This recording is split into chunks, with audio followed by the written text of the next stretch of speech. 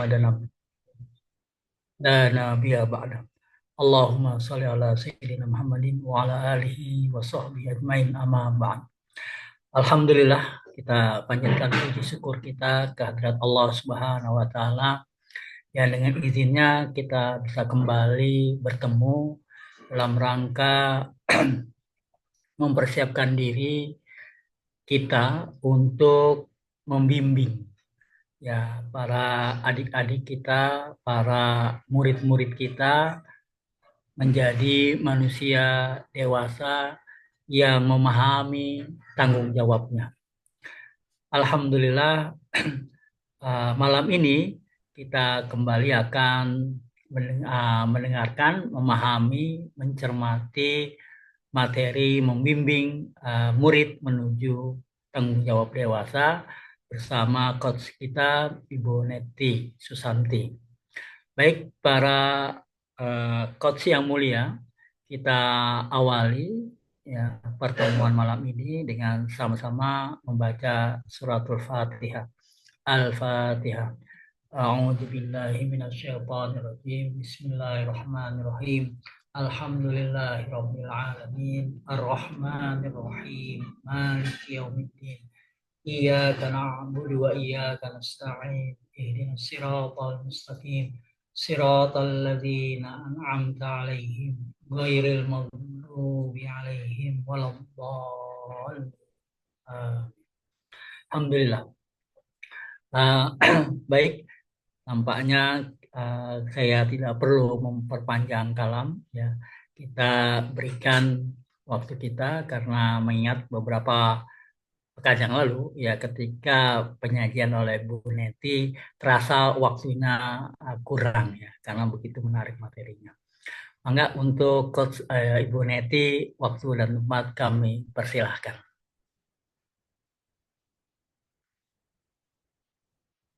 Cek. Assalamualaikum. Kedengaran suara saya, Waalaikumsalam. Pak? Jelas? Jelas, jelas. Alhamdulillah. Baik. Hmm, Alhamdulillah ya. Bismillahirrahmanirrahim. Robi sholli sholli wa yassir amri wa lisani yafqahu qawli. Assalamualaikum warahmatullahi wabarakatuh. Waalaikumsalam warahmatullahi wabarakatuh. Warahmatullahi wabarakatuh. Ya, Alhamdulillah sambil menunggu teman-teman yang lain ya. Ini sebetulnya materinya cukup panjang dan cukup berat sebetulnya saya pahaminya ya. Walaupun eh, setelah dibulak-balik sebetulnya intinya bisa kita tangkap ya. Mungkin Pak Darmadi eh, ikut TFT bareng saya gitu ya. Itu Ya, di offline ya Pak ya. Di offline ya. dengan berbagai contoh dan keterbatasan sebetulnya ya daya tangkap kita. Tapi itu tadi ternyata memang kita harus banyak belajar. Eh, jadi selain TFT yang lalu dari Coach Maulina ya, dari Coach Maulina itu tentang materi kedewasaan ini eh, bisa mulai saya pahami setelah membaca memang buku Remagogi ya Bapak Ibu ya. Jadi di sana jelas sekali bahwa eh, pentingnya materi tentang mendidik kedewasaan. Baik seperti kita pahami ya bahwa dalam Islam usia usia itu sebelum balik dan setelah balik ya, usia apa namanya ya, saat di mana jalan dosa dan jalan takwa itu dicatat begitu ya. Nah, semua amalan kebaikan, keburukan itu dicatat ketika balik tiba, gitu ya. Yang perempuan ketika haid, yang laki-laki ketika mimpi basah. Maka disitulah letak tanggung jawab yang harus manusia emban untuk memikul eh, jalan ketakwaan atau jalan dosa di usia selanjutnya sampai dia wafat, gitu ya. Nah, maka jelas sebetulnya untuk kita em, tidak ada itu namanya belajar sholat di usia remaja gitu ya. Harusnya demikian. Tidak ada lagi yang bolong-bolong di usia remaja. Kan sekarang maka SMP, SMA juga baca Al-Quran saja tidak bisa, tidak lancar. Ini di mana salahnya gitu kan ya. Nah ternyata kita akan kupas tuntas. Ini materinya 2,5 jam sebetulnya di recordingnya itu ya. Bapak Ibu nanti boleh eh, dengarkan juga rekaman dari Mbak Maulinanya ya, karena Boleh memang ya. beliau masternya. Walaupun kita memang ada keterbatasan dari sisi ini PPT ya, saya nggak robah PPT-nya. Insya Allah nanti akan saya sampaikan. Tapi sebelum itu, saya mau tanya nih sama ibu bapak ya. Ibu-ibu dulu deh. Ibu-ibu di sini banyak ya. Bapak-bapak ada juga ya. Ya, Ada. untuk ibu-ibu. Boleh kita interaktif di chat ya. Di chat, saya buka chat. Pertanyaannya begini, Bu Ibu. Usia berapa ibu-ibu menikah? Usia berapa ibu-ibu menikah? Silahkan.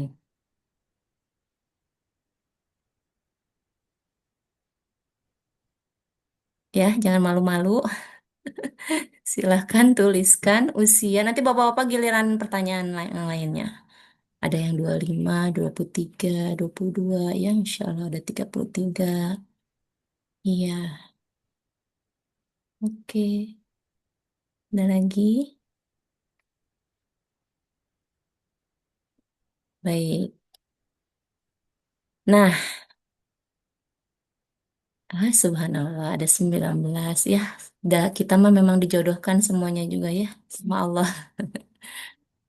Sekarang di usia berapa ibu-ibu masih ya? Ibu-ibu bisa masak buat keluarga. Tadi kan tuh menikah tuh udah ya sekitar segitu ya. Nah, bisa masak sekarang. Untuk keluarga di usia berapa Bapak Ibu-ibu ya, ibu-ibu diminta untuk memasak buat keluarga. Apakah di usia pernikahan gitu, masak buat suaminya, ataukah untuk keluarga itu sudah rutin gitu ya? Itu di usia berapa? Tuh ada SD kelas 4, ada 16 tahun ya. Ya, 18 kelas 4 pas nikah, 15. Oke, baiklah. Terima kasih. Selanjutnya Bapak-bapak ya. Bapak-bapak ini ada sedikit mungkin ya, tapi tidak Bapak semuanya saya harap merespon. Sebab ini memberikan kejelasan kepada kita eh, bahwa kedewasaan itu realitanya seperti apa. Ini zamannya kita begitu ya. Tuh ini masih pas nikah katanya ya bisa masak. Baik, sekarang yang Bapak-bapak pertanyaannya, usia berapa Bapak-bapak tidak minta atau tidak dikasih uang lagi sama orang tua? Ya, mangga Bapak-bapak. Usia berapa Bapak-bapak tidak dikasih uang lagi sama orang tua atau tidak minta lagi? Silahkan.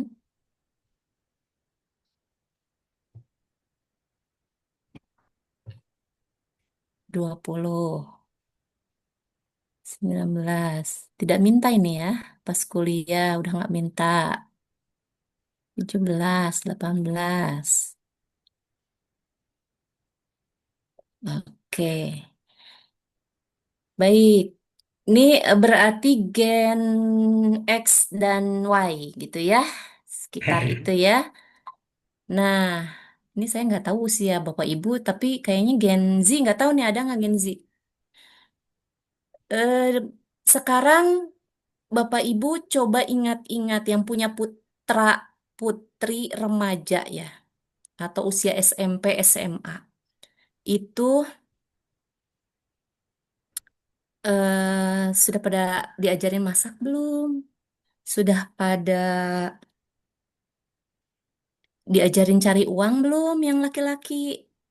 Nah, apalagi yang sudah lulus SMA, sudah siap untuk dilepas gitu ya, keuangannya atau bagaimana ya? Seperti tadi Bapak Ibu, ada yang 18, ada yang 17 ya. Ternyata sulit ya Bapak Ibu ya. Karena memang ini ini zamannya udah berubah nih. Tingkat kedewasaan zaman kita dengan zaman anak-anak ini sudah berbeda ternyata. Kalau dulu ini anak sudah haid, siap-siap, kamu siap-siap ya nikah katanya gitu kan ya kalau zaman orang tua kita.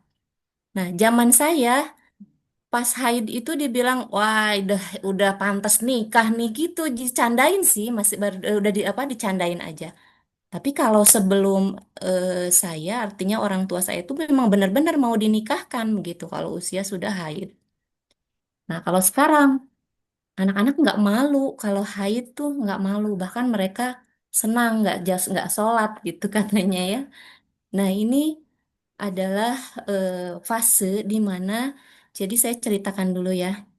Ini mengapa ya kalau eh, sekarang itu generasi muda tuh kian tragis ya kalau Bapak Ibu melihat di media atau di sekolah kita lah ya. Tragis dalam hal apa? Dalam hal kerapuhan ya atau resiliensi ya. Resiliensi itu ketegaran ya daya tahan gitu ya. Mereka itu mulai rapuh dan secara emosional lemah begitu. Kenapa yang bunuh diri itu kebanyakan remaja sekarang tuh ya? Itu karena rapuh. Terus bukan memberikan jadi gini, kalau itu realita dulu. Saya bicara realita itu di kita ya. Tapi ternyata di belahan bumi yang lain, contohnya di mana di Palestina, gitu ya. Mereka beda remajanya. Ini realita juga.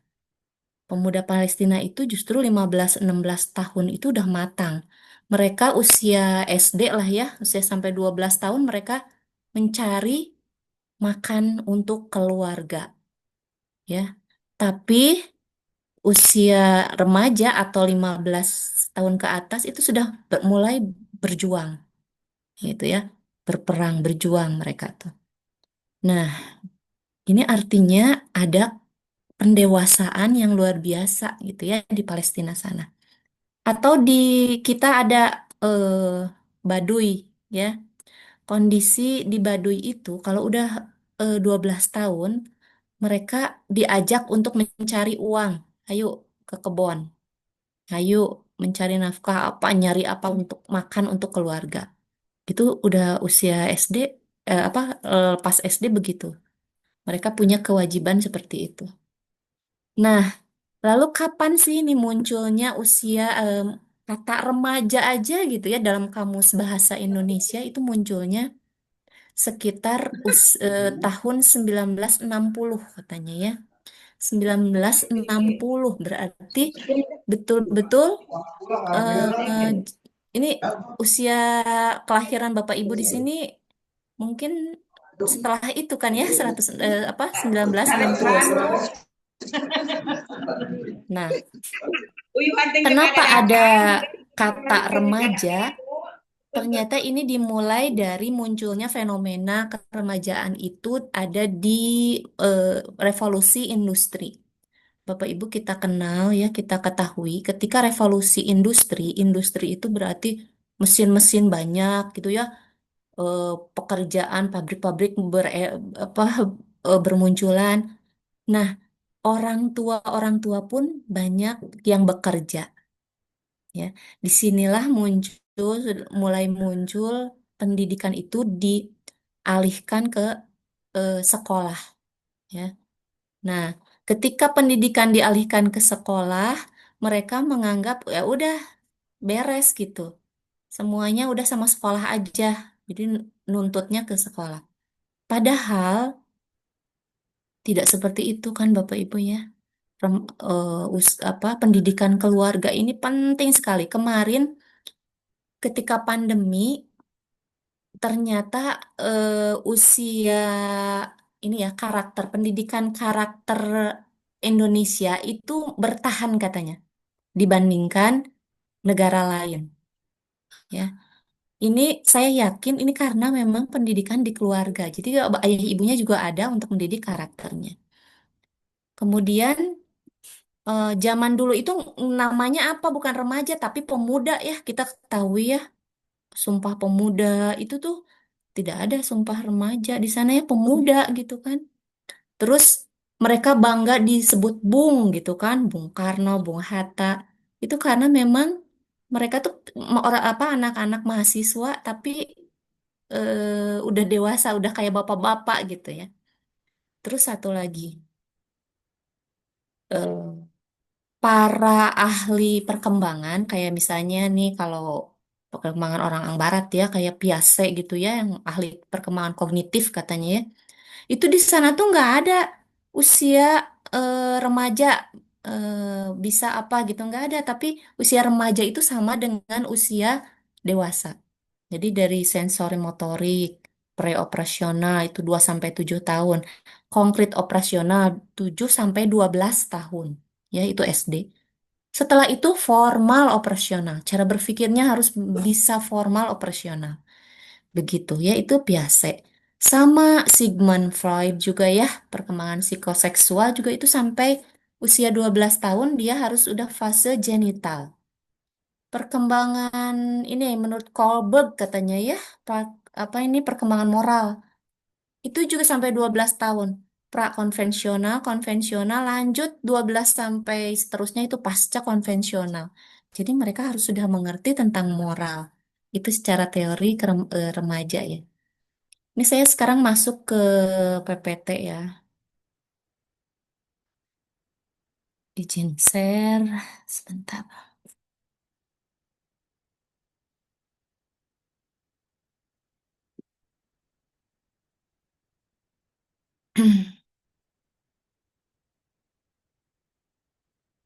Ya, ini ini PPT-nya nggak ada yang saya rubah ya. Ini mendidik kedewasaan. Kemarin kalau yang Bu Santi eh, saya tambahin sebetulnya ya. Tidak saya rubah tapi saya tambahin beberapa. Nah, ini Bapak Ibu eh, saya sampaikan tentang tumbuh kembang eh, anak ya, bukan anak ya. Manusia sebetulnya pemuda lah ya gitu ya kita bilang pemuda saya udah mulai ke kalau di WA itu wahai pemuda buang sampah pada tempatnya mohon bawa ini jadi pemuda saya bilang ke anak-anak tuh ya. Nah, dan kata-kata anak-anak juga katanya itu juga mau berpengaruh sama sama anak-anak SMP, SMA itu. Mungkin perlu eh, ditingkatkan lagi itu tadi, wahai para pemuda atau misalnya adik-adik, ada yang bilang begitu ya. Kalau anak SMA itu sudah dibilangnya em, apa namanya sahabat gitu ya. Nah, itu juga kata-kata panggilan itu penting. Nah, di kita lihat tumbuh kembang psikologi Islam tentang Dulu usia 13 atau sampai ada 15 tanggapan tahun. dari teman-teman semua tanggapan dulu dan hanya tanggapannya tidak harus Baik, tanggapan yang positif jadi di tanggapan yang ini negatif asumsi dasarnya tapi usia tanggapan yang berbeda tanggapan yang berbeda pun itu bagus. ya usia 13 sampai 15 tahun ini diharapkan sudah mukallaf ya. Siap pikul beban hidup syariah, ya kan? Sholat harus sudah dijaga, harus sudah full gitu ya. Kemudian berbagai tanggung jawab syariah itu harus sudah difahami dan dipikul ya. Jadi mengakui eh, apa namanya? Sebentar. Kewajiban agama itu sudah ada gitu ya. Kemudian pada usia ini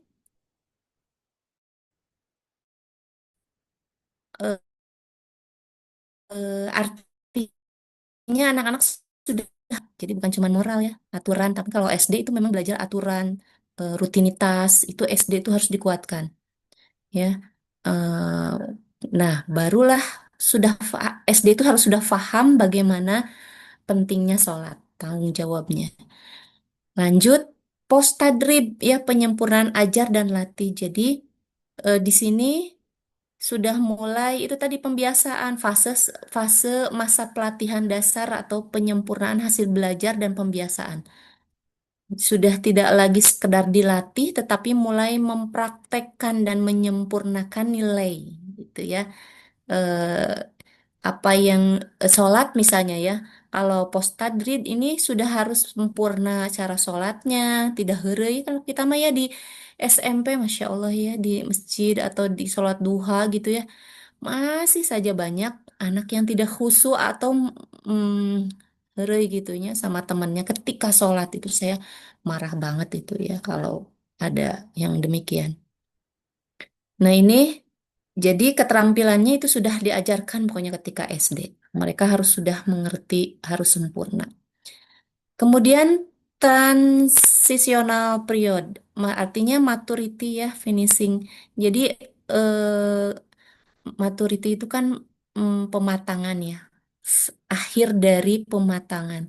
Artinya gini, kalau sekarang tuh puberitas dengan maturity ya, kedewasaan, kematangan itu rada terpisah gitu. Pokoknya puberitas tuh kan lebih ke fisik ya, fisik, pematangan fisik. Tapi kalau maturity ini ke karakter sama ke kematangan lainnya ya, akal, kematangan moral gitu ya, itu maturity.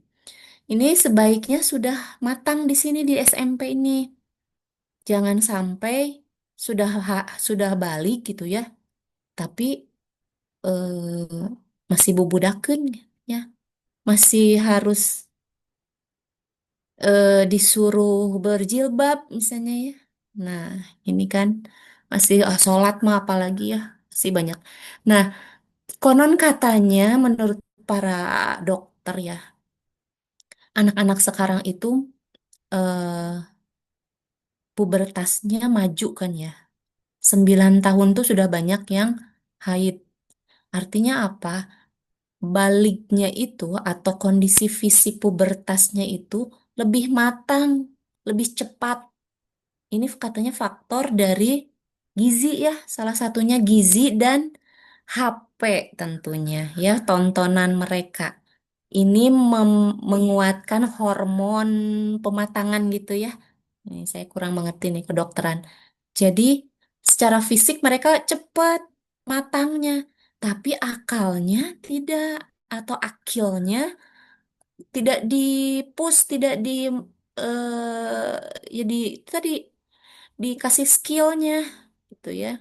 Makanya ini penting banget nih, akil dan balik itu bareng. Kalaupun nggak bareng jangan jauh gitu ya. Remajanya sebentar aja, jangan lama-lama. Nah, ini muncul istilah pedagogi, kan awalnya pedagogi sama andragogi ya. Pedagogi itu pendidikan untuk anak-anak. Andragogi pendidikan untuk orang dewasa. Jadi kalau orang dewasa mah dia misalnya contoh ya, dia melakukan karena dia paham dan dia mengerti manfaatnya gitu kan ya. Tapi kalau pedagogi kan dia melakukan karena perintah misalnya ya, karena suruhan guru, karena suruhan orang tua. Nah, lalu anak-anak remaja apa mereka, anak-anak tidak, dewasa tidak. Makanya ada model pendidikan remagogi. Remagogi ini bukan bukan pendidikan untuk remaja sehingga berkepanjangan, tidak, tapi justru memperpendek masa remaja. Gitu ya, remagogi ini bagus bukunya eh Andriano Rusfi ya. Ibu-ibu, bapak-bapak boleh pesan, tapi kemarin ini katanya ya masih dicetak.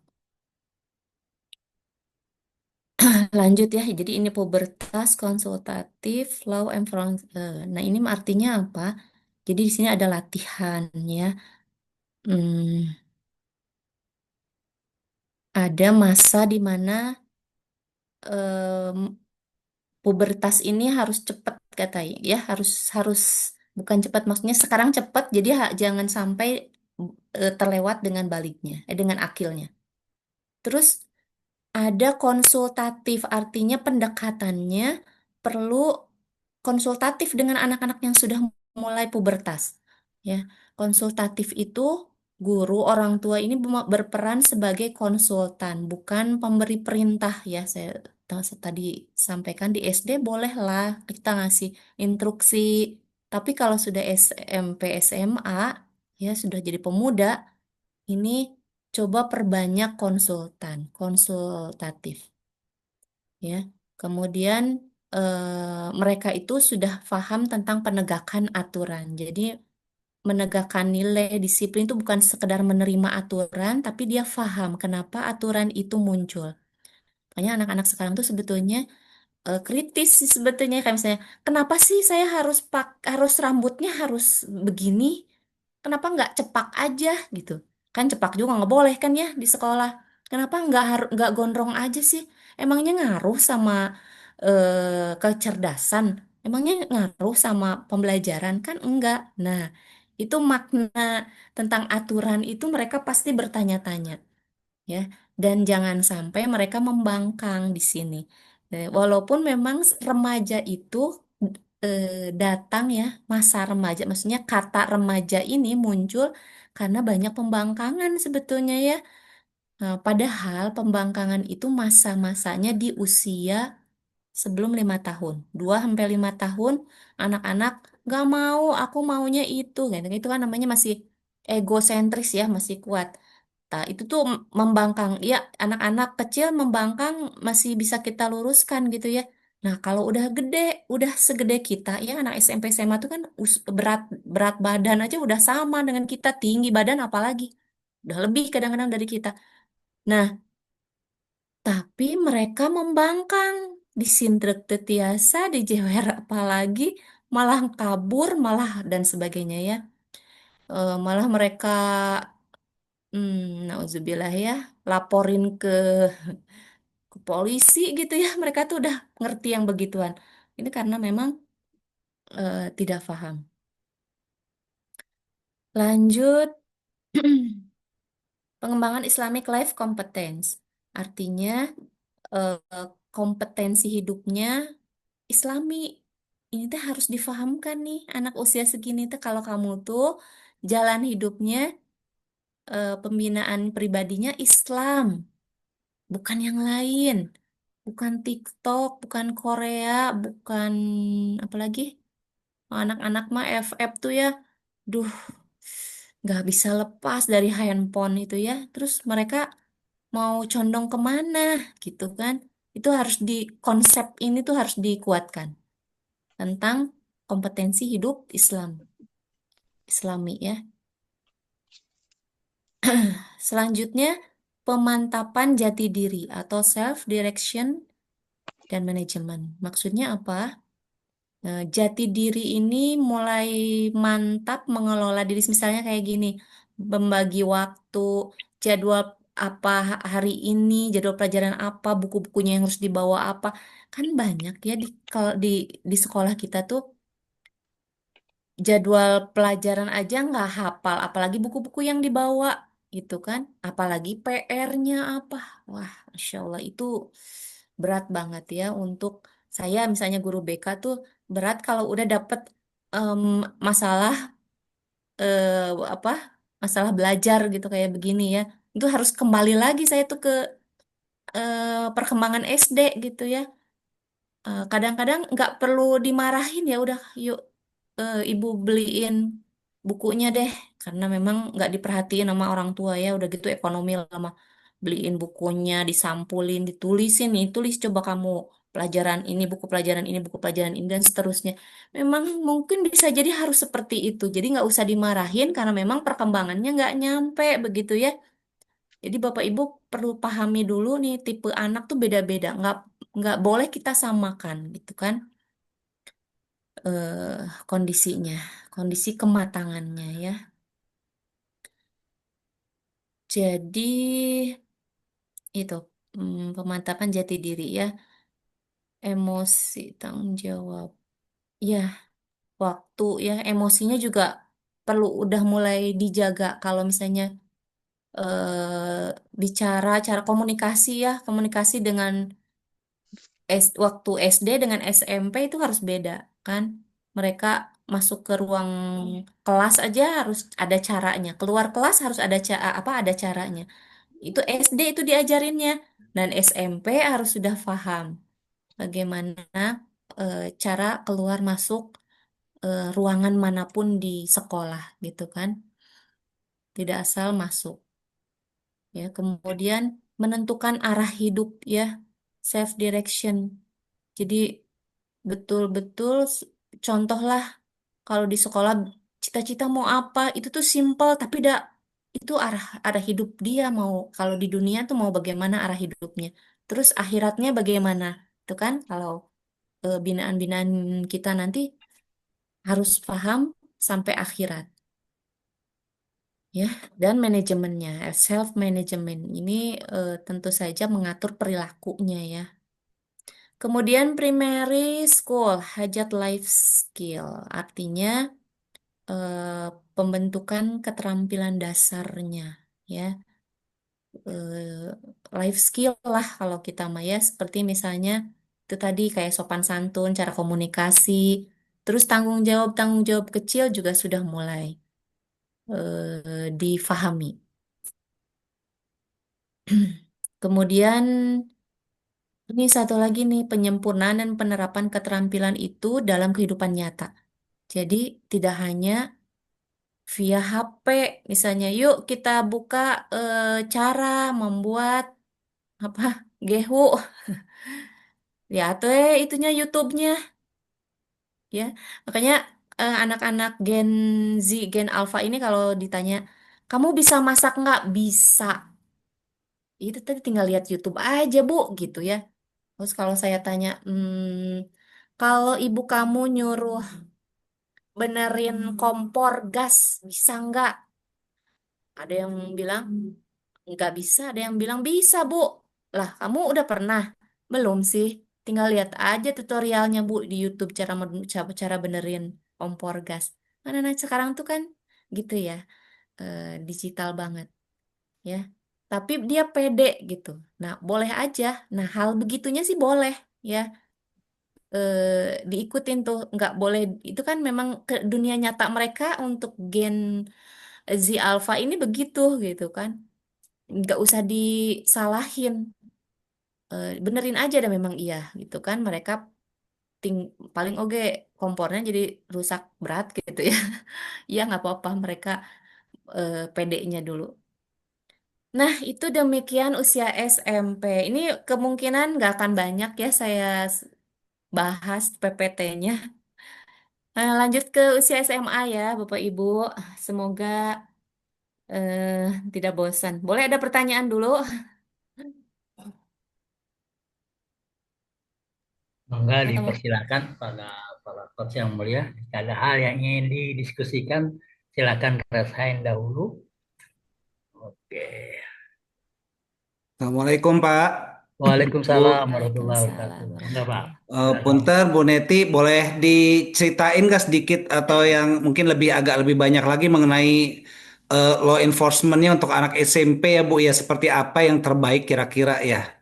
Soalnya kan banyak juga nih kisah-kisah yang terjadi belakangan ini, batasannya seperti apa gitu ya. Terusnya bagaimana kita mengencourage guru-guru kita juga seperti apa gitu Bu. Makasih banyak Ibu, Bapak. Oke, turnuhun. Ya, menegakkan aturan, Masya Allah, ini bahasan panjang luar biasa. Sebetulnya eh, aturan di usia saya saya malas tuh jadi bilang remaja itu masa pemuda gitu ya, greget ya. Tapi memang apa boleh buat ya realitanya demikian. Jadi di masa remaja ini kan tadi ya ke pendewasaan. intinya yang pertama, sebetulnya saya bahasnya nih di di next aja ya. Ini ada PPT. Siap, Bu, siap. Nah, ini dia Makasih. PPT-nya. Nanti ya saya bahas di sini ya. Siap, Ibu, makasih. Oke, kalau kalau keburu ini learning system sebetulnya ada di materi selanjutnya nggak Pak Darmadi? Ada yang ngisi lagi nggak? Nggak ada kayaknya, Bu. Nanti mungkin Nggak kita ada. coba di pasca trip ya, Bu ya. Kan kita Masya ngomong gitu Allah. ya. Trip Jadi pasca. iya. Jadi Bapak Ibu ini materinya 2,5 jam, bayangin ya. Saya harus 1 jam ya. Subhanallah. Lanjut dulu ke usia SMA ya. Usia Oke. SMA saya cepetin nih. Usia mukalaf siap pikul beban hidup syariah sama ya. Nama SMP. Kemudian tolabah. Nah ini yang berbeda. Menuntut dan berburu. Ya. Artinya memikul tanggung jawab hukum syariat sudah, kemudian dia aktif mencari ilmu, tolabah ya, menuntut ilmu dan pengalaman hidupnya lebih banyak. Ini kalau dulu eh, siapa ya, Masya Allah, pokoknya banyak sekali eh, para pemuda itu usia belasan tahun itu kabarnya ya, Sumpah Pemuda itu anak-anak usia belasan bukan 20 ke atas, tapi belasan di seluruh Jawa itu pada datang kan ya untuk Sumpah Pemuda nih. Itu remaja berarti kan. Nah, kemudian siapa lagi? Misalnya pendiri NU, pendiri Muhammadiyah itu mereka tuh remaja-remaja tapi udah pada pergi mencari ilmu ke Mekah begitu kan ya. Wah, subhanallah, apalagi imam-imam mazhab ya, eh, luar biasa. Nah, itulah kurang lebih. Jadi pengalaman hidupnya banyak. Atau orang tua kita deh, udah SMP, udah bisa apa sih? Nah, kita usia SMP itu sudah bisa apa? Walau. Nah, anak-anak kita sudah bisa apa? Artinya mereka harus punya pengalaman hidup. Minimal bisa ngangkot ya. Itu tuh, ngangkot itu ternyata di di sebagian orang tua khawatir gitu ya anak-anaknya untuk ngangkot, lebih percaya sama Gojek online dan sebagainya. Ya, padahal beda pengalamannya beda. Terus eh yang nyekolahin di pesantren itu bagus itu. Artinya dia diajarin untuk mandiri ya. Tapi jangan lupa diantep. Maksud saya nggak usah terlalu didikte gitu ya, pesantrennya. Ini laundrynya kenapa telat sih? Ini kenapa? Itu biarin aja. Anak-anak harusnya emang jangan ngelondri, nyuci sendiri ya. Harusnya demikian. Mereka kan harus bisa nyuci, harus bisa masak ya. Harus bisa punya pengalaman hidup. Jadi kalau saya lihat ternyata pesantren tradisional lebih mendewasakan ya, walau alam ya. Baik, jadi kita mau menghasilkan seorang hafizoh yang dewasa ya, bukan yang keluar dari pesantren mereka malah kayak kuda, cenanya keluar di gedogan, jadi bebas gitu kan? Enggak begitu. Mereka punya aturan. Kemudian outdoor period ya full ya, pokoknya ini kematangannya harus sudah full, penuh dan dalam Islam siap menjadi pemimpin, bertanggung jawab terhadap diri dan lingkungannya, gitu kan? Ini periode adult period ya.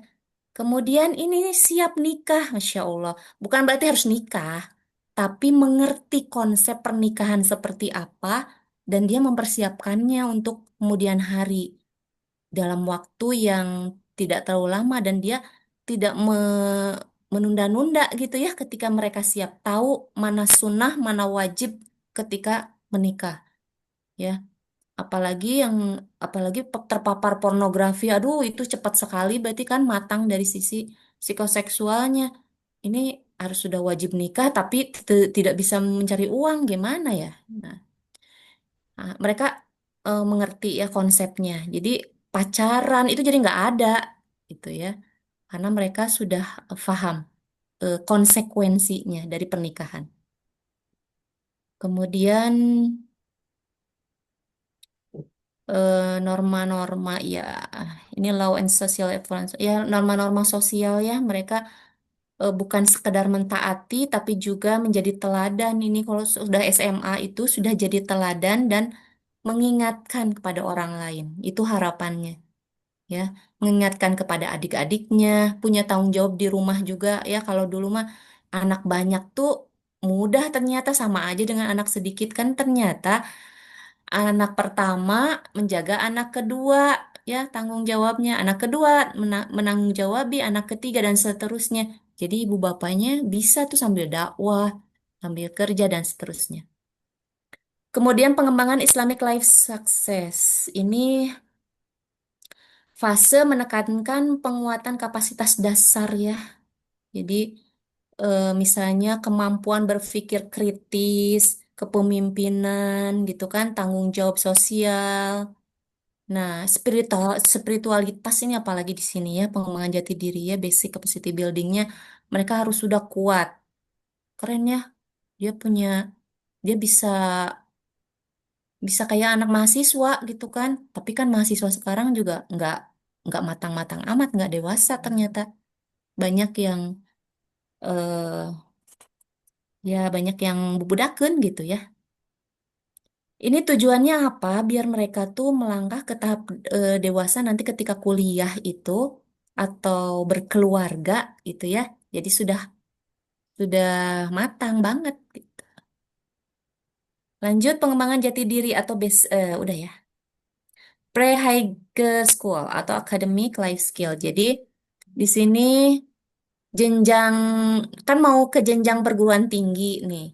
Artinya ini ditekankan betul kemampuan belajar mandiri, manajemen waktu, riset juga ya, bisa jadi ini harus sudah paham bagaimana cara nanti di kampus itu perlu bukan cuman chat GPT tapi dia paham betul bagaimana meriset atau mengolah ilmu itu kenapa jadi begini, dan ayo coba-coba praktikum lah kayak gituan ya.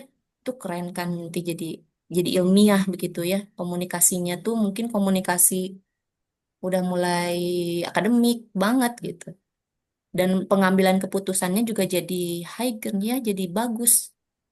Tentu saja nanti di kehidupan nyatanya dia eh, apa tidak bergantung pada orang tua, sama lah sama kita ya, kayak misalnya mau daftar ke perguruan tinggi nggak usah dianterin, biarin aja sendiri kan, kita juga gitu ya. Nah itu udah SMA SMA sama kuliah tuh harusnya sudah bisa demikian, apalagi kalau bikin KTP begitu kan, anak 17 tahun udah harus bisa bikin KTP sendiri, ke Pak RT datang, nggak usah diantar, ayo kamu bisa gitu ke Pak RW, kecamatan, kelurahan gitu kan ya, kelurahan, kecamatan dan seterusnya. Mereka eh, bisa, harus bisa demikian. Nah, itu gambarannya. Sedikit ini target kompetensi pembinaannya. Ini penting banget ya, ini yang merah sama yang hitam ini, hmm, kalau yang merah ini eh umum, mewujudkan siswa atau pemuda yang matang, sebentar, dengan regulasi dirinya dan mampu menjalankan tugas dan tanggung jawabnya. Itu kan secara umum. Nah, tapi kita tambah ini untuk yang tarbiyah, baik tanggung jawab kepada diri sendiri, keluarga, agama untuk melakukan kebaikan secara terarah ya, baik vertikal maupun horizontal. Jadi ini ada dua sisi ya, eh, sisi dunia dan akhirat gitu kan ya. Ini target kompetensi pembinaan siswa. Banyak sekali di mana sekarang tuh banyak sekali anak-anak yang jauh dari agamanya. Sampai kadang-kadang terbengong-bengong begitu. Waktu itu guru agama bilang begini, "Barudak," katanya ya, an, apa, hati-hati, dilarang untuk berpegangan tangan. gitu ya. Nih, terutama yang pacaran. Sebab kata Rasul, ya keluarin tuh hadis bahwa memegang tangan perempuan itu lebih baik memegang bara api katanya daripada memegang tangan perempuan, gitu kan hadisnya. Wah, itu teh wah ditepukin. Kayak kayak baru denger aja itu hadis gitu ya. Ternyata memang anak-anak kita butuh itu gitu ya. Sampaikan aja apapun eh, ilmu pengetahuan konsep keislaman yang memang kita pegang gitu ya. Jadi yang pacaran tuh kan mereka pada suka pegangan, disurakin juga tuh sama yang teman-temannya yang nggak pacaran. Jadi begitu ya, mending bara api katanya ya. Masya Allah ya, jadi PR besar buat kita. Lanjut ini untuk gurunya ya. Gurunya juga mirip tadi, mewujudkan guru atau tendik yang mampu menjadi fasilitator kehidupan para siswa dan melakukan kebaikan secara terarah baik vertikal maupun horizontal. Em, Terkait ini fasilitator kehidupan ini ini dibahas sih di segmen lain ya, di tema lain. Kita lanjut dulu. Nah, ini target kompetensinya. Ini target kompetensinya minimal mencapai kedewasaan 50% di usia apa? SMP SMA. Ini masuk ke ketarbiahan ya. Jadi ya itulah tadi kan kedewasaan udah jelasin ya. Itu 50%. Kemudian memiliki karakter positif. Pastilah karakter positif apa eh, bedanya dengan negatif? Beda banget ya. Kita tahu lah mana yang positif, mana yang negatif. Memberikan respon yang baik. Nah, ini terhadap apa? Terhadap keislaman, ya. Maka terus aja kita kasih. Kan rata-rata di sekolah tuh Muslim ya. Makanya pengetahuan atau keilmuan kemusliman, keislaman juga sampaikan aja. Tidak ada, bukan cuman guru agama yang berislam itu, kita juga gitu kan. Islam tuh bukan milik guru agama, kasih tahu aja gitu kan. Nah terus nanti harapannya mereka punya respon yang baik. Respon untuk apa? Minimal respon untuk datang ke kita, bilang, Pak, saya suka itu, Pak, saya mau itu, Pak, gimana caranya? Gitu ya. Itu respon yang baik. Mereka mau membuka diri terhadap agamanya. Kemudian yang keempat, memiliki kecenderungan untuk berubah ke arah yang lebih baik. Nah, ini pembinaan dasar. Kalau sulit dirubah, ya masih belum bisa jadi ini ya, jadi target ya. Tapi ada L0 kita tuh ya. Nah, L0 ini boleh non-muslim aja boleh. Kemudian semua segmen boleh. Itu ya, anak-anak, segmen anak-anak. Ini di L0. Nanti diseleksi. Nah, inilah pembinaan dasarnya targetnya. Kalau diseleksi artinya mereka punya respon yang baik dan ingin berubah ke arah yang lebih baik. Ya. Kemudian yang kelima, memiliki potensi tertentu yang bermanfaat untuk orang di sekitarnya. Ini apalagi kalau yang punya prestasi atau kemampuan tertentu nih, ini wajib nih kita deketin gitu ya, karena mereka orang-orang yang berpotensi gitu ya untuk dakwah ini. Yang keenam, melaksanakan ibadah wajib. Ya, harapannya udah deh SMP itu udah full full 5 waktu. Ya, ibadah wajib, apalagi kalau yang sunnah-sunnah. Tapi ini target minimalnya ibadah wajib ya. Kalau sunnahnya tercapai berarti keren. Simpati pada persoalan sosial kemasyarakatan. Ya, jadi dia anak ekskul lah gitu ya. Minimal dia tuh anak ekskul atau dia peduli sama hmm, sama kelas gitu ya. Mau mau berbagi dengan temannya, gitu ya, secara sosial mereka demikian. Kemudian dia juga paham bagaimana berempati misalnya ya, dan seterusnya. Kemudian yang kedelapan, hadir minimal 50% pertemuan yang sudah dilakukan bagi peserta yang menempuh proses adaptasi intensif. Jadi adaptasi intensif itu yang nol itu ya. Jadi kalau mereka kan kita bikin nih nanti tuh diminta kita bikin RTL ya, rencana tindak lanjut, dibikin kegiatan untuk merekrut. Nah, kegiatannya bebas, umum, misalnya apa ya? Kita bikin duta lingkungan, misalnya program duta lingkungan. Nah, udah gitu hadir seminggu sekali ya, kita bikin pertemuan setiap hari apa? Yang hadirnya 50% dan punya 1 sampai 7 gitu ya. Syarat 1 sampai 7, maka dia sudah siap untuk diseleksi ke jenjang berikutnya. Tapi ini untuk nyampe ke 1 sampai 7 itu atau 1 sampai 8 itu harus kita kondisikan tentunya ya. Jangan cuman alami, tapi walaupun demikian sih alami juga penting ya. Nanti ada bahasan tentang realita alami.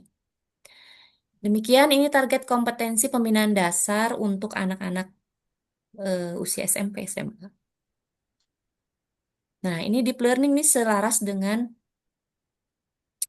eh, apa kurikulum pembelajaran saat ini ya. Deep learning banget kita tuh sebetulnya. Ya, sistem prinsip prakondisi, metode karakteristik dan proses pembelajaran. Nah, ini yang akan dibahas panjang ya. Pokoknya pelan-pelan weh.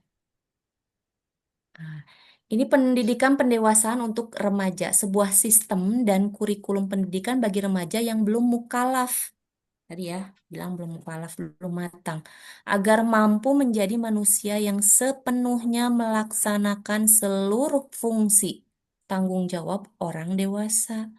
Selambat-lambatnya di usia 18 tahun melalui upaya menemaninya secara under supervisor ya untuk menjalani kehidupan secara fisik, intelektual, mental, sosial, ekonomi oleh mentor kehidupan sebagai teman yang lebih tua sehari, lebih tinggi seranting, lebih dulu selangkah di realitas alami untuk membentuk generasi Islami. Ini ini garis bawahi mukalaf ya. Kemudian fungsinya ya seluruh fungsi di usia 18 tahun ini sudah nyampe semua yang tadi ya perkembangan psikologi itu menurut Islam. Kemudian untuk mentornya ini under supervisory ya dan teman kehidupan nih ya sebagai mentor-mentor kehidupan. Artinya jangan kita terlalu terlalu tua dari sisi memberikan pemahaman, ya.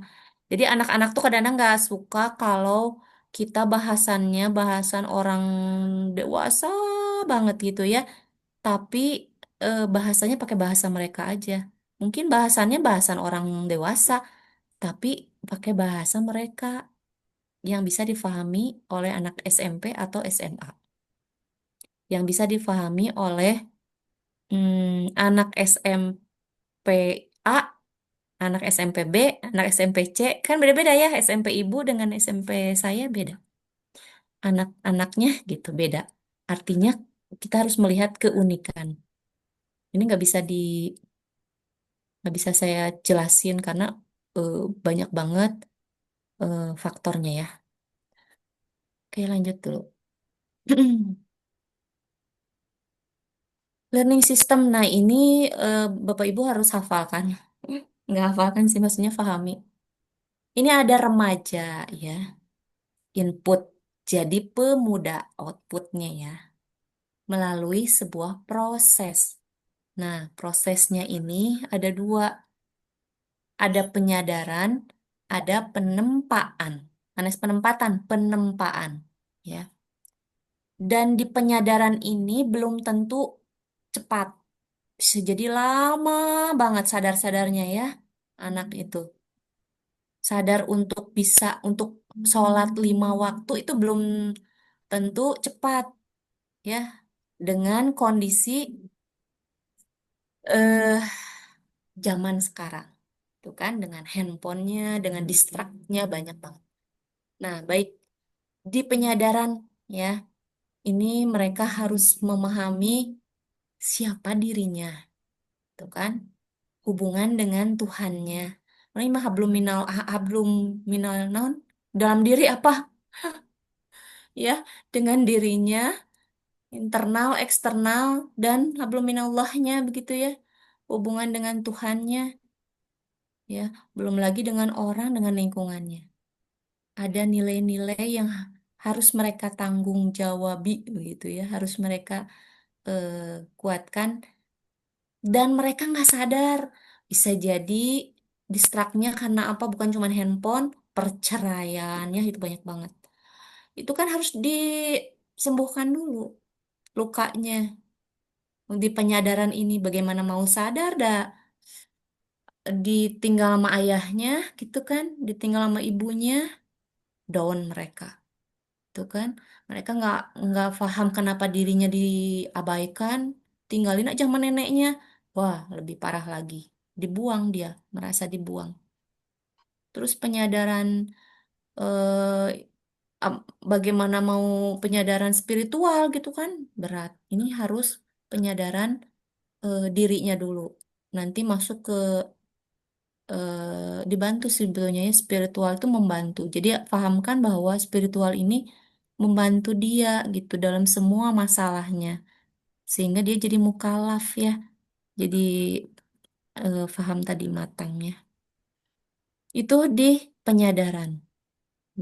Teknisnya banyak banget kemudian di penempaan nah penempaan ini ada dibuat nih realita alami ya artinya mereka itu penempaannya fisik intelektual apa nih moral ya oh mental mental sosial ekonomi ya jadi iya sih sama kita didorong, dipush, dibentuk begitu ya, fisiknya, intelektual, mentalnya, sosial, ekonomi. Tapi ujiannya tetap di realita alaminya. Jadi bukan cuman ini mau bagus nih intelektualnya di pemahamannya kata-katanya bagus. Tapi udah tetap realitanya nggak sholat ya. Penting misalnya kita kasih ya tugas kita kultum tentang pentingnya sholat. Wah dia capetang begitu ya. Tapi tetap aja ada sholat nama belang betong. Nah itu berarti belum belum sohih nih, gitu kan? Ya, harus di realita alami ujiannya itu, tuh kan ya. Nah melakukan penempaan dari penyadaran sih dari awal ya penyadaran penempaan ini harus ditemani, didampingi. Nah itu kata-katanya didampingi ya. Sebagai mentor, sebagai teman, sebagai supervisor. Artinya, eh, mentor itu apa? Pembimbing spiritual atau sebagai guru, ya, sebagai orang tua, ya, sebagai ustadz, gitu kan. Nah, tapi juga sebagai teman, dia nggak ragu untuk cerita, itu kan. Kemudian sebagai supervisor atau pengarah atau pengawas, ya. Mereka apa ya? Ya, pengarah ya. Jadi eh mereka diawasi tapi merasa jadi teman, jadi sahabat gitu. Artinya ada pegangan eh, di buku itu ya, sampai bilang kalau kita turun gunung atau naik gunung, nah teman itu seperti tali, dia jadi pegangan, jadi petunjuk, ya. Supervisor juga gitu kan. Nah, itu seperti itu. Eh, Dikasih tahu arahnya, jangan belok sana, nanti banyak jurangnya, kamu belok sini. Nah, itu petunjuk ya. Dan ditemani selama mendaki itu ditemani oleh kita. Jangan dilepas. Demikian Bapak Ibu, semoga ini banyak banyak ya kaidah pembelajaran. Hanya ini ada prinsip satu, prinsip dua, prinsip tiga. Nanti Bapak Ibu next time deh, enggak tanya jawab dulu aja. Ya, baik. Terima kasih ke Ibu Neti yang telah memberikan paparan. Insya Allah learning system ini ya tentang pembinaan ya, itu kita akan bertemu di sesi berikutnya ya. Insya Allah ya, kemarin sudah ada penyegaran dari pusat untuk para trainer ya, coach ya. Iya betul. Jadi insya Allah masalah tentang penyadaran itu insya Allah akan coba lebih luaskan lagi di pertemuan yang datang masih online dan nanti di offline juga kita perdalam. Baik, untuk para Hmm. coach semua, silahkan jika ada hal-hal yang ingin didiskusikan dengan narasumber kita.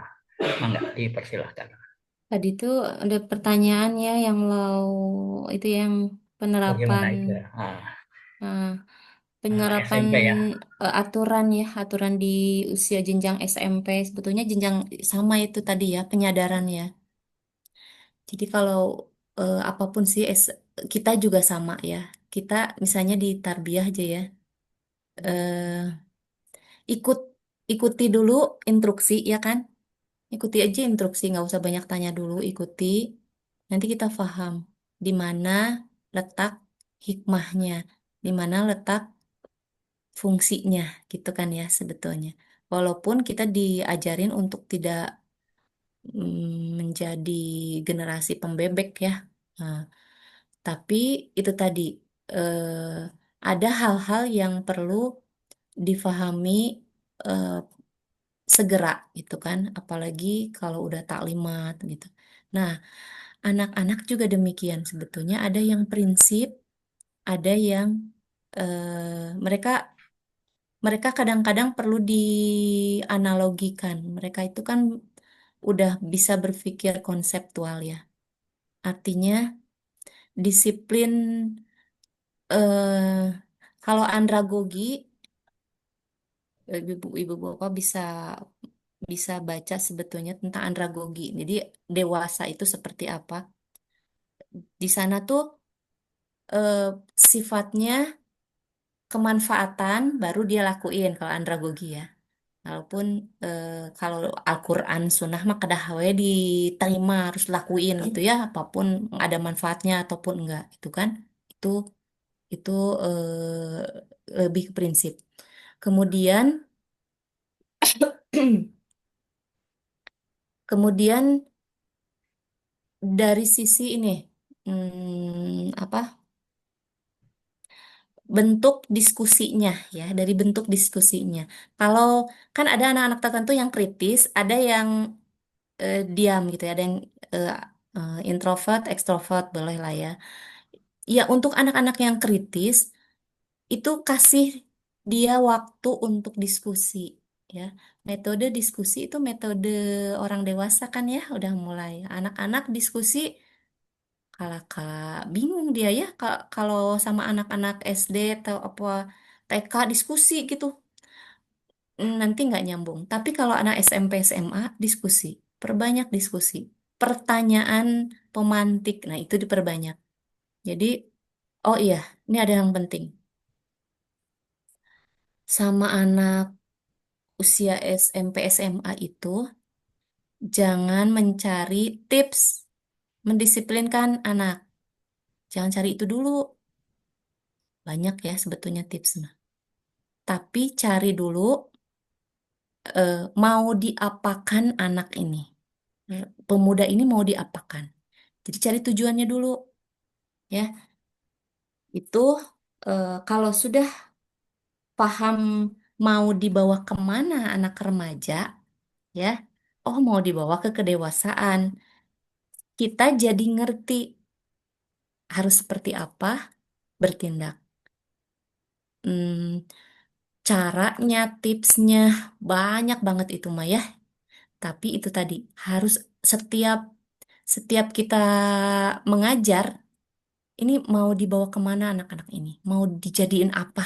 Mau seperti siapa? Boleh. Jadi itu dulu pertanyaannya. Barulah ke arah yang lebih spesifik.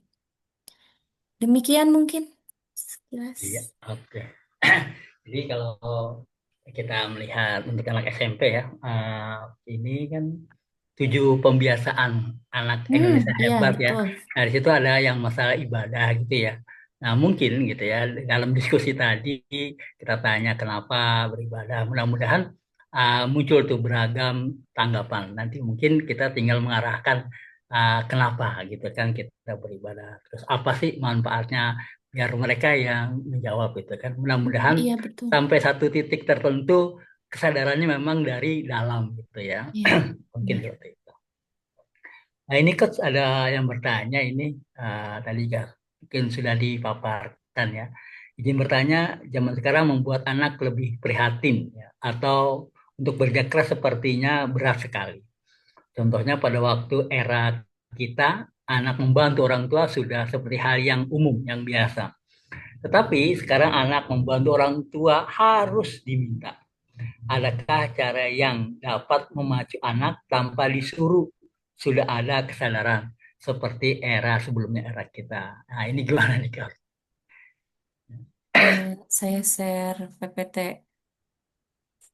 Ini ini ada slide prakondisi ya. Hmm. Kebaca nggak? Baca Kebaca, ya. kebaca. Alhamdulillah. Di slide keberapa gitu ya ini ya? 26. 17 ya. Di slide 17 ini ada prakondisi pembelajaran.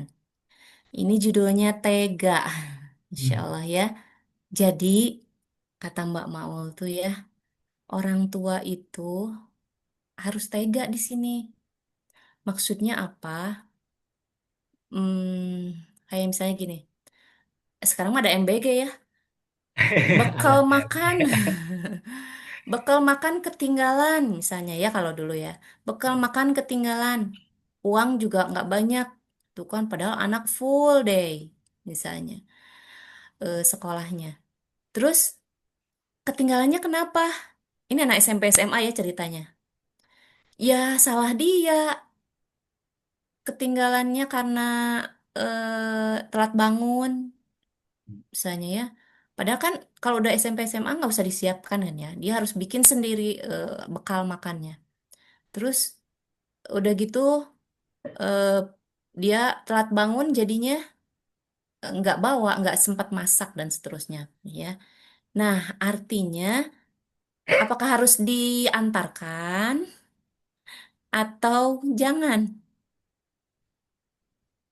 Kata Bang Mau jangan diantar, nggak akan mati sehari nggak makan. Gitu katanya ya. Bapak Ibu boleh itu Pak dan Madi di-share Ya, rekamannya ya. Nah, oke, oke. rekaman Mbak Maulnya boleh itu full sampai PPT terakhir. Ya, ya. Oke. Jadi tapi jangan lupa ini yang bawahnya ya. Mempersiapkan apa artinya diskusi setelah itu pulang sekolah diskusi. Jadi apa kesalahan kamu ya? Terus kita latih nih dan kita pantau dia besok-besok gimana. Kamu kan salahnya apa? Karena bangun kesiangan gitu kan. Dibangunin susah dan seterusnya. Terus ada pemantauan. Pemantauan itu artinya setiap hari kita lihat dia ada progres tidak atau masih juga bangunnya kesiangan dan seterusnya. Terus diperhatikan bisa jadi diskusi lagi nih cara kamu bangun harusnya seperti apa sih ini soalnya ada ya beberapa anak laki-laki tuh dibangunkan itu Masya Allah gitu ya hampir setengah jam gitu ya itu udah didudukin salah dudukan ditarik didudukan dipijit-pijit itu ada susah gitu ada ya anak-anak ponakan gitu. Saya nggak ngalamin itu sih. Nah, anak saya cepet semua. Men ini ponakan tuh berat banget. Nah, itu artinya ada sesuatu tips yang harus dicari terus gitu. Terus membiarkannya, dibiarkan jangan didikte terlalu udah jauh. Jangan lupa didoakan Dan ini memulihkan ya kalau dia misalnya ada luka hati itu ya, dengan tidak tidak makan di kelas itu dia jadi diejek teman dan atau apa, ini harus dipulihkan sama kita. Atau dimarahin guru, terus dihukum sama guru gitu ya, nggak apa-apa, biarin aja, itu konsekuensi anak belajar, konsekuensi. Nah, ini dari tega sebetulnya ya. Kemudian, tapi jangan lupa kita pulihkan dan kita motivasi, terus diobati ya. Yuk, kita cari jalan keluar dan seterusnya. Artinya, tega di sini tidak membiarkan. Justru capek sebenarnya ya. Kita observasi. Kalau saya tuh di sekolah, eh, 1.000 anak tuh ya, luar biasa, sama guru sama 3 guru BK gitu ya.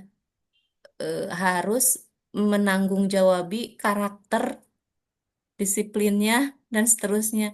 Yang punten ya, mungkin saya sedikit curhat. Yang kondisi teman-teman guru ini rada kurang peduli begitu. Nah, artinya ini alhamdulillah nih kementerian keluarin itu ya, program 7 jurus BK hebat. Jadi saya suka, artinya ilmu bukan profesi BK ya, tapi ilmu BK itu harus dimiliki oleh seluruh guru, apalagi guru SD yang nggak ada BK-nya ya, itu harus punya. SMP, mereka juga harus memiliki tentang pengetahuan ngebimbing gitu. Ya, ini teman-teman di sini juga boleh di Boleh searching, itu di-share bagus. coach ya. Iya Nanti mungkin betul. Saya bisa saya baru dapet pelatihannya, tapi eh, intinya nanti saya share ya, ya oke. file-filenya ya, itu Nanti banyak saya banget filenya. lanjutkan ke teman-teman. Iya betul. Nah, em, artinya terus sampai ada yang yang bertanya ya, ini Ihwah yang nanya, Bu, ini teh, kak apa, 7 kebiasaan anak Indonesia hebat, kemudian deep learning, kemudian ya banyaklah, isme-isme tertentu dari kurikulum sekarang, dari kementerian sekarang gitu ya. Ini teh ihwah bukan ya? Gitu kok mirip ihwah gitu kan? Ya walau alam, tapi saya bilang kalau yang memang baik, yuk kita lakuin, dan walau alam mudah-mudahan aja ya di atasnya memang ada orang-orang kita yang memang berkecimpung di sana dan menyelipkan, kondisi-kondisi yang terbaik untuk bangsa ini gitu.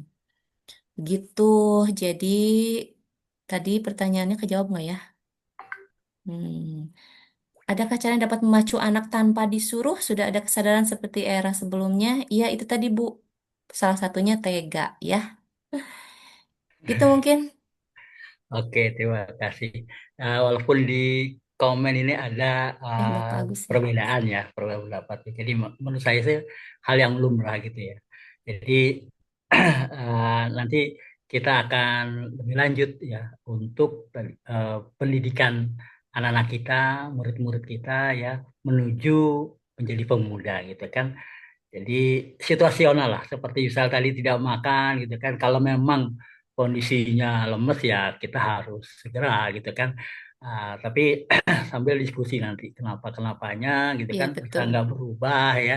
Jadi jangan kesiangan terus gitu kan. Karena memang kalau anak-anak laki-laki biasanya main game ya. Nah, saya ngobrol-ngobrol dengan mereka. Alhamdulillah sih dengan guru wali pelan-pelan akhirnya kita kerjasama dengan orang tua ya.